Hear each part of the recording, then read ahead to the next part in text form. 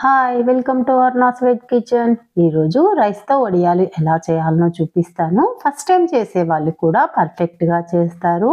ఎంత ఈజీ అంటే సంవత్సరానికి సరిపడా వడియాలను అలసట లేకుండా ఒక్క రోజులో పెట్టుకోవచ్చు. నమ్మబుద్ధి కావటం లేదు కదా. వీడియోను స్కిప్ చేయకుండా చూసేయండి. మీరే అంటారు వడియాలు పెట్టడం ఇంత ఈజీనా అని.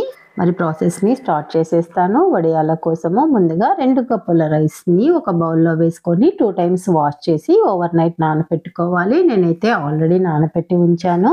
రైస్లో ఉన్న వాటర్నంతటిని వంపేసుకొని కుక్కర్లోనికి వేసుకోవాలి. ఏ కప్పుతో రైస్ను తీసుకున్నామో అదే కప్పుతో 8 కప్పుల వాటర్ని వేసుకోవాలి. అంటే 1 కప్పు రైస్కు 4 కప్పుల వాటరు. ఇందులోనికి టేస్ట్కి సరిపడినంత ఉప్పుని వేసుకొని 1/2 స్పూను పాపడ్ కార్న్ వేసుకోవాలి. ఇది ఆన్లైన్లో దొరుకుతుంది. అవైలబుల్గా లేకపోతే వంట సోడాని వేసుకోవచ్చు. 1.5 స్పూను జీలకర్రను వేసుకొని ఒకసారి కలిపి మూత నుంచి హై ఫ్లేమ్ మీద 6 విజిల్లు రానివ్వాలి. తర్వాత స్టవ్ ఆఫ్ చేసి ఆవిరిపోయిన తర్వాత మూత తీసి బాగా స్మాష్ చేసుకోవాలి. వీడియోను చివరి వరకు చూసిన తర్వాత నేను చేసిన ఈ రైస్ వడియాలు మీకు నచ్చినట్లయితే లైక్ చేసి మీ ఫ్రెండ్స్కి రిలేటివ్స్కి షేర్ చేయండి. మెతుకు అనేది కనిపించకుండా స్మూత్ టెక్చర్లోకి రావాలి. వేడి మీద కలిపితేనే బాగా మెదుగుతుంది. తర్వాత ప్లేట్లోకి తీసి చల్లారనివ్వాలి.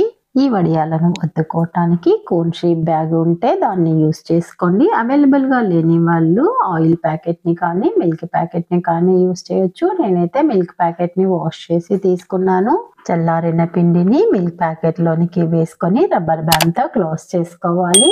ఎంత మందం వడియాలను పెట్టుకోవాలి అనుకుంటున్నారో అంత సైజు హోల్ని పెట్టుకోవాలి. నేనైతే మీడియంగా పెడుతున్నాను. వడియాలను పాలిథిన్ కవర్ పైన వీడియోలో చూపిస్తున్న విధంగా ఒత్తుకోవాలి. లేదా ఏదైనా కాటన్ క్లాత్ని తడిపి దానిపైన కూడా పెట్టుకోవచ్చు. వీటిని ఎండలో పెట్టుకోవాలి.